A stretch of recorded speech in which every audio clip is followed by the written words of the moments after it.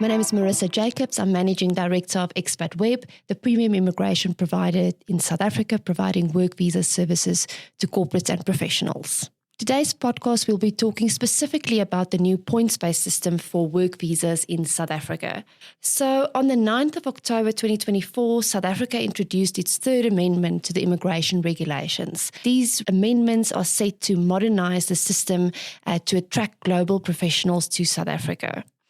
A key highlight in the introduction is this new points-based system for critical skills and general work visas. The new points-based system will be evaluating applicants based on certain criteria. These include their occupation, whether it's on the critical skills list, qualifications, years of work experience, salary, language proficiency, as well as whether the applicant has an offer from someone who is part of the trusted employer scheme. So perhaps let's first have a look at where we come from. What is the current general work visa system and what does this points-based system replace? So at the moment, a key requirement to apply for a general work visa is a certificate from the Department of Employment and Labour that supports a general work visa application. This certificate was required prior to the new waiver that's been introduced and sets out where an employer has to prove that despite a diligent search, they were unable to find a South African citizen or permanent resident to fill a specific role. The alternative to applying for that certificate was to apply to the Department of Home Affairs for a waiver of that requirement. But both these processes were reliant on very subjective criteria that was inconsistent and difficult for the applicant to predict the outcome of such an application. So there's a new ministerial waiver that's now been issued that waives this Department of Employment and Labour certificate for all candidates wishing to apply for a general work visa. So instead, they need to now, each applicant must meet the criteria as outlined on the points-based system. So let's unpack this points-based system then. So part of the third amendment to the immigration regulations published on 9 October, the amendment introduced a points-based system and an updated notice was published on 18 October that outlines the points allocation for the new system. So the points allocation starts off first with occupation. So if your occupation is listed on the critical skills list, you would get 100 points. Just to clarify, someone needs to get at least 100 points to be able to apply for a visa in terms of the points-based system. So by virtue of this, if your occupation is on the critical skills list, you get 100 points and you don't need to meet the further criteria as long as you, of course, continue to meet the criteria and the requirements as set out on the immigration checklist. Then, if you want to apply for a general work visa and your occupation is not on that critical skills list, you need to make up that 100 points through the other criteria. So the first of that is qualifications. If you have an NQF level 9 or 10, you'd get 50 points. 9 or 10 would be a doctorate or a PhD. If you have an NQF level 7 or 8, this would be a bachelor's degree or an honours degree, you'd get 30 points. Then your offer of employment with your remuneration, you would need to get a salary of above 976,194 gross per annum to earn 50 points and above 950,976 to earn 20 points. Then on work experience, if you've got 5 to 10 years of work experience, you'd get 20 points. If you've got 10 years or more work experience, you'd get 30 points. If you have an offer of employment from a company that's part of the trusted employer scheme, you'd get 30 points. And if you are proficient in at least one official language in South Africa, you'd get a further 10 points. So you can see from these points allocation that there's various combinations through which you can reach the 100-point criteria. I thought I'd share with you one or two scenarios, and we will also in a link with this podcast have these points laid out as well as a couple of the scenarios so that you can reference it afterwards. But let's look at a first scenario. So the first would be gathering 2 sets of 50 points, which you can do by having an NQF level 9 or 10 and earning above that 976,000 threshold. Those would each give you 50 points and you'd have the 100 points.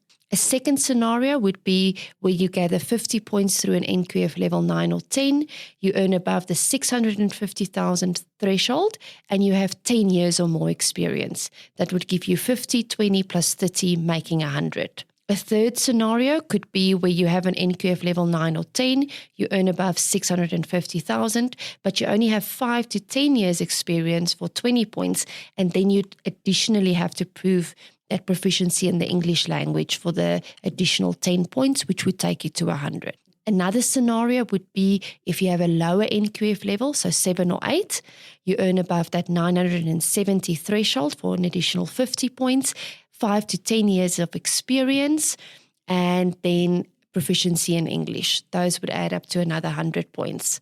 And then the last scenario that I'll discuss on this podcast is then an NQF level of 7 or 8, earning above a 950,000 per annum, having 5 to 10 years of experience, having an offer of employment from a trusted employer.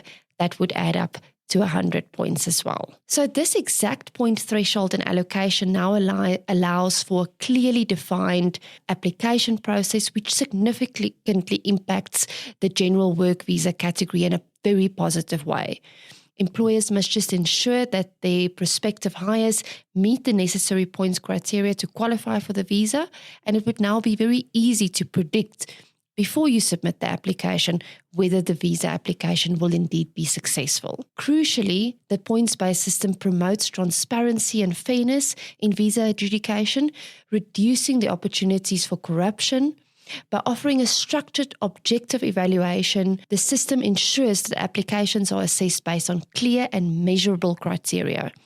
This shift is particularly significant for the Department of Home Affairs, which has been faced with challenges relating to the inefficiencies and irregularities. Through this new framework, the government aims to restore trust in its immigration processes while aligning with global best practice. Then, to build on this in terms of the general work visa and the improvements that the Department of Home Affairs has brought to this category, another critical improvement is a partial waiver of the South African Qualifications Authority evaluations, or known as the Saqua evaluations.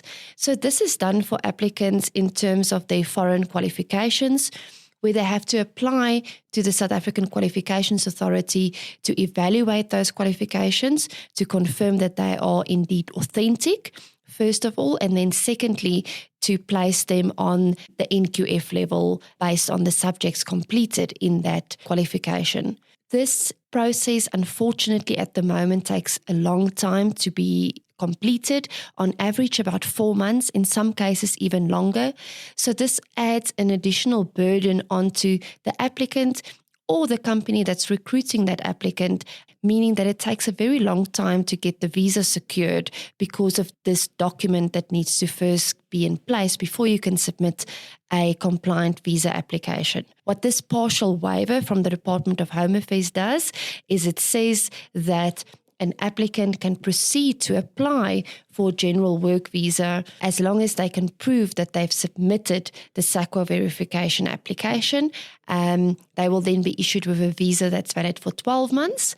And then once the Saqua certificate has been issued during that 12-month period, they can renew their visa in South Africa for the full 5-year period. The objective of this is to streamline the application process and reduce those bottlenecks for work visa applications, which have historically faced significant delays and backlogs due to administrative hurdles. And then the last item that I'd like to cover as part of this podcast that again impacts on general work visas specifically is Directive 10 that was issued to give some clarification to some of these regulations and in terms of how they'll be implemented and the impact of those that perhaps already have a visa or have already submitted an application. So one of the main concerns after the introduction of the new regulations was uncertainty around the applications already in progress.